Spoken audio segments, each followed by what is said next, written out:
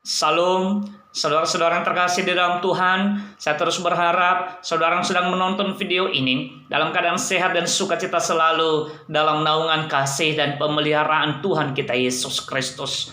Firman Tuhan yang menyapa kita hari ini terambil dari kitab 2 Raja-Raja pasal 2 ayat 12. Firman Tuhan berkata, ketika Elisa melihat itu, maka berteriaklah ia, "Bapakku, Bapakku, kereta Israel dan orang-orang yang berkuda."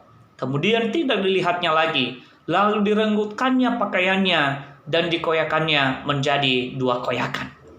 Saudara-saudara yang terkasih di dalam Tuhan, ada istilah dalam bahasa Nias yang mengatakan, le mategere na le fangali.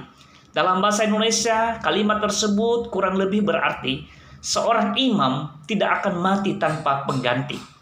Istilah le mategere na le fangali mengandung makna bahwa seseorang atau misalnya seorang pelayan atau pemimpin dan atau seseorang yang pernah ada, kalau suatu saat ia sudah tidak ada lagi, maka pasti akan ada pengganti atau penerusnya. Sekalipun tidak sempurna sama, minimal akan menyerupai. Dalam nats renungan dari kitab 2 Raja-Raja pasal 2 ayat 12 mengisahkan tentang pergantian atau estafet pelayanan Nabi dari seorang nabi yang bernama Elia ke Elisa.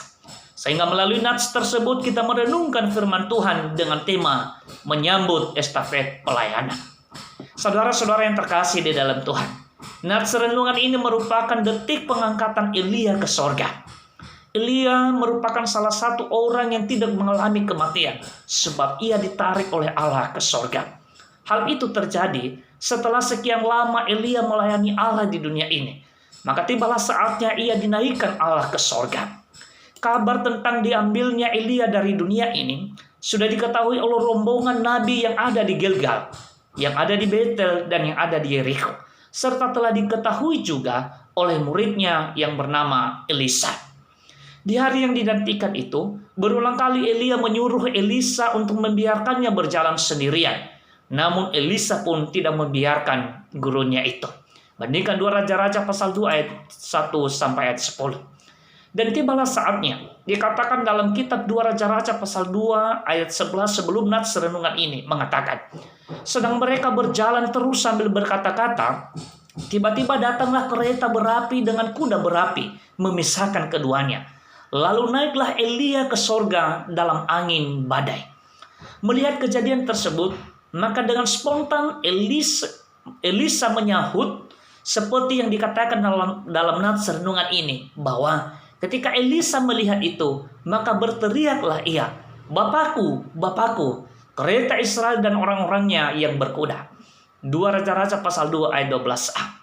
Bagian ini menandakan bahwa sangat jelas dilihat oleh Elisa saat gurunya Nabi Elia dijemput dan naik kereta dan kuda berapi tersebut. Dan selanjutnya dikatakan bahwa kemudian tidak dilihatnya lagi, lalu direnggutkannya pakaiannya dan dikoyakannya menjadi 2 koyakan. Bagian ini menandakan bahwa Elisa sangat diselumuti rasa kehilangan besar terhadap gurunya yang bernama Elia. Namun di ayat selanjutnya nanti dikatakan bahwa sesudah itu dipungutnya jubah Elia yang telah terjatuh.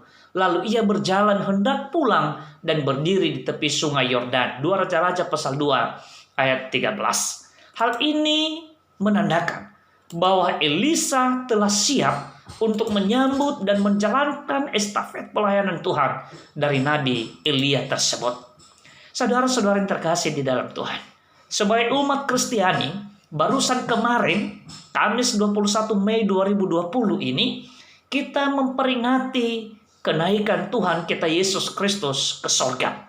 Di mana sebelum Yesus naik ke sorga, ia pun telah berpesan untuk menjadikan semua bangsa menjadi muridnya, membaptis dan mengajari mereka segala sesuatu yang Yesus telah ajarkan. Bandingkan Matius 28 ayat 19 sampai 20 dan Markus 16 ayat 15 sampai 20. Artinya, sejak Yesus naik ke sorga, maka tongkat estafet pelayanan telah dipercayakannya terhadap umatnya, terhadap orang-orang yang percaya, dan terhadap pelayan-pelayannya atau yang disebut sebagai hamba Tuhan.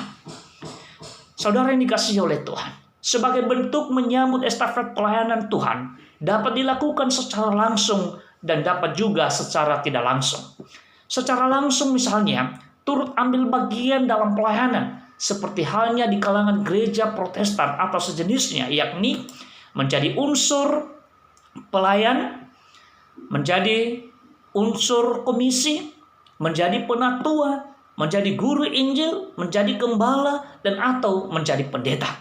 Sedangkan secara tidak langsung, yakni dengan mendukung kelancaran dan berjalannya proses pelayanan, misalnya tidak mengganggu dan tidak menghalangi atau tidak menghambat semangat dan sukacita mereka yang melayani, melainkan mendoakan pelayan dalam menjalankan pelayanan, menjadi sponsor atau menjadi donatur pelayanan, menjadi donatur calon pelayan, dan atau menjadi donatur para pelayan.